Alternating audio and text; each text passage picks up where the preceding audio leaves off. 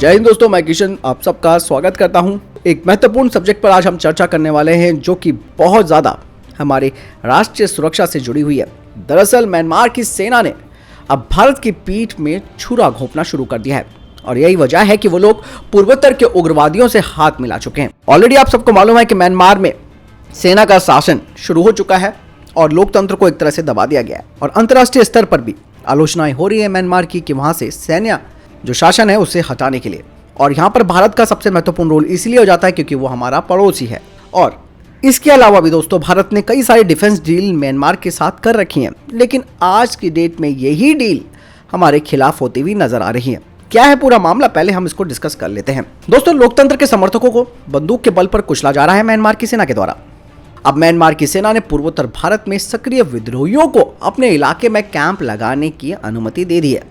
गौर से सुनिएगा, सक्रिय विद्रोहियों को कैंप लगाने की अनुमति दे दी है और ये विद्रोही म्यांमार में ट्रेनिंग भी ले रहे हैं। यानी कि जिस तरीके से पाकिस्तान में जो टेरर कैंप्स होते हैं और जो आतंकियों के लॉन्च पैड्स होते हैं, यहाँ पर ये लोग ट्रेनिंग करते हैं, सेम वही हाल अब म्यांमार में भी होने जा रहा है। और यही नहीं, आप सबको ये भी मालूम है कि चीन के हथियारों की मदद से इन्होंने मणिपुर और नागालैंड में खूनी हमलों को भी अंजाम दिया है और ये दे भी रहे। पूर्वोत्तर भारत में सक्रिय उग्रवादी संगठन इसके बदले में म्यांमार में सेना की मदद के लिए लोकतंत्र समर्थक पीपल डिफेंस फोर्सेस पर हमला कर रहे हैं और भारत ने म्यांमार को कई तरीके के जंगी हथियार भी मुहैया करा रखे हैं। लेकिन इस एहसान के बाद भी म्यांमार की सेना पूर्वोत्तर में उग्रवादियों का साथ दे रही है। एशिया टाइम की रिपोर्ट के मुताबिक उग्रवादी गुटों ने जब 13 नवंबर को मणिपुर में खूनी हमला किया, तब म्यांमार के साथ भारत के नरम और कभी गर्म रहने वाले रिश्ते एक बार फिर से उबल पड़े और इस हमले में असम राइफल के एक अधिकारी और 7 लोगों की मौत हो गई थी। देखा ही होगा कितना हृदय विदारक की घटना थी। असम राइफल के इस अधिकारी की फैमिली भी इस हमले का शिकार हो गई, जिसमें कि उनकी पत्नी और 6 साल का बच्चा भी शामिल था।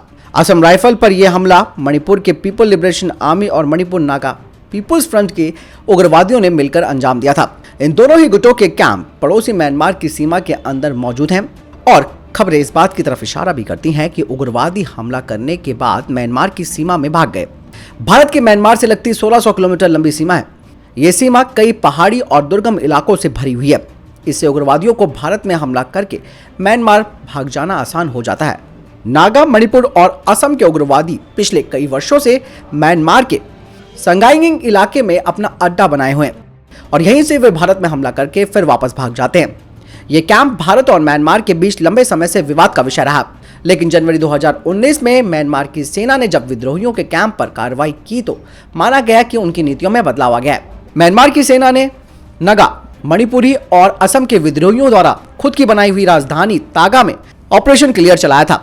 इससे म्यांमार और भारत के बीच संबंधों में सुधार भी आ गया था और इसी तरीके के संबंधों को देखते हुए भारत ने म्यांमार के साथ डिफेंस डील भी की, जिसमें कि अब विद्रोहियों का जो सामना है वो अब मिलकर करेंगे। तो इसलिए म्यांमार के पास भी अच्छे हथियार होने चाहिए।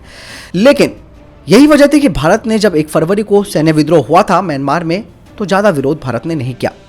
लेकिन अब पता चलता है कि म्यांमार की सेना न केवल एक बार फिर से पूर्वोत्तर के उग्रवादियों को शरण दे रही है, बल्कि उनका इस्तेमाल भारत के खिलाफ करने की कोशिश कर रही है और ये कर भी रहे हैं।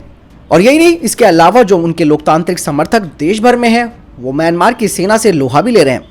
मणिपुर के उग्रवादी जो कि बहुसंख्यक मेइतेई समुदाय से हैं, वे संगाइम इलाके में लोकतंत्र समर्थकों पर हमला कर रहे हैं। ये इलाका भारत के मणिपुर राज्य के मोरे इलाके से ठीक दूसरी तरफ है। इसके बदले उन्हें म्यांमार में रहने की अनुमति दी जा रही है। तो दोस्तों, अब क्या किया जा सकता है इस तरीके की स्ट्रैटेजी को तोड़ने के लिए, जो कि म्यांमार की सेना ने विद्रोहियों के साथ हाथ मिला लिया है। तो ऐसे में अब यही है कि ईंट का जवाब पत्थर से देना होगा और भारत को सोच समझकर डिफेंस डील अपने पड़ोसियों के साथ करनी होगी।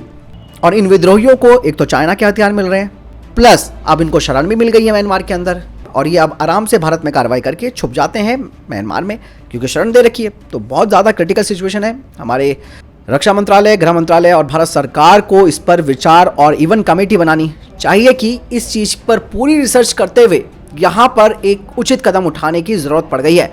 अगर समय पर नहीं उठा तो ये विद्रोही फिर से अपना गर्दन उठाएंगे और भारत के खिलाफ और भारत के हिस्से को अलग करने की मांग करेंगे, जो कि उनकी अभी तक की इच्छा रही ही है। आपको क्या लगता है इस पूरे सिनेरियो के बारे में? कमेंट सेक्शन में लिखकर जरूर बताएं। मिलता हूं नए वीडियो के साथ। बहुत संजीदा मुद्दा है, आप जरूर अपने विचार रखिएगा। मिलता हूं नए वीडियो के साथ। नमस्कार, जय हिंद, वंदे मातरम।